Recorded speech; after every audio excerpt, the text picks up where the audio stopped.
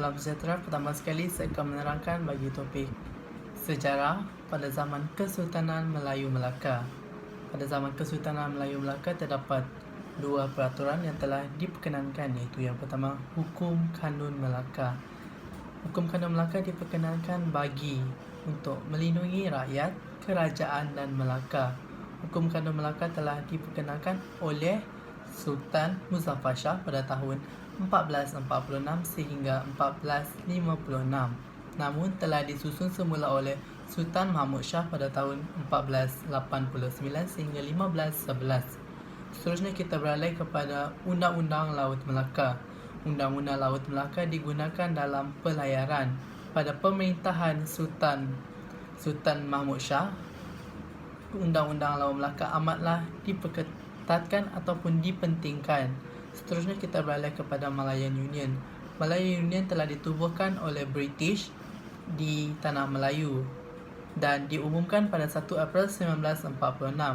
Malayan Union mempunyai ciri-cirinya, iaitu mengubah status Tanah Melayu di mana raja-raja kehilangan tatanya. Seterusnya, kewarganegaraan mempunyai sama rata ataupun jus soli, di mana penduduk Tanah Melayu dan juga pendatang asing mempunyai kerakyatan yang sama. Seterusnya kita balik kepada Perlembagaan Persekutuan Tanah Melayu 1948. Penubuhan Persekutuan Tanah Melayu 1948 ini adalah untuk mengubalkan Malayan Union. Oleh itu, Suruhanjaya Red dibentuk untuk merangka perlembagaan baharu.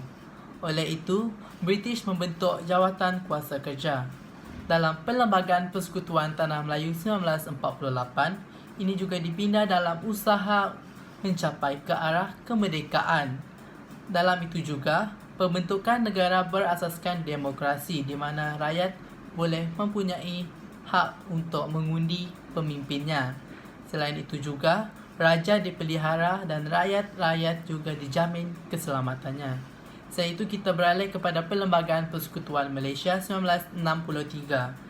Lee Kuan Yew merupakan pemimpin PAP Singapura.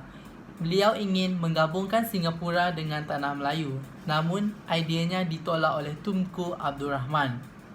Seterusnya kita beralih kepada 3 jawatan dalam proses pembentukan Malaysia, iaitu yang pertama Jawatan Kuasa Perundingan Perpaduan Malaysia, yang kedua Jawatan Antara Kerajaan dan yang terakhir Suruhanjaya Kubot. Seterusnya kita beralih kepada definisi perlembagaan. Apa itu definisi perlembagaan? Definisi perlembagaan amatlah mementingkan dokumen. Dokumen merupakan susunan peraturan dan juga undang-undang mentadbir dan memerintah negara. Dalam perlembagaan merupakan prinsip-prinsip asas undang-undang tertinggi negara.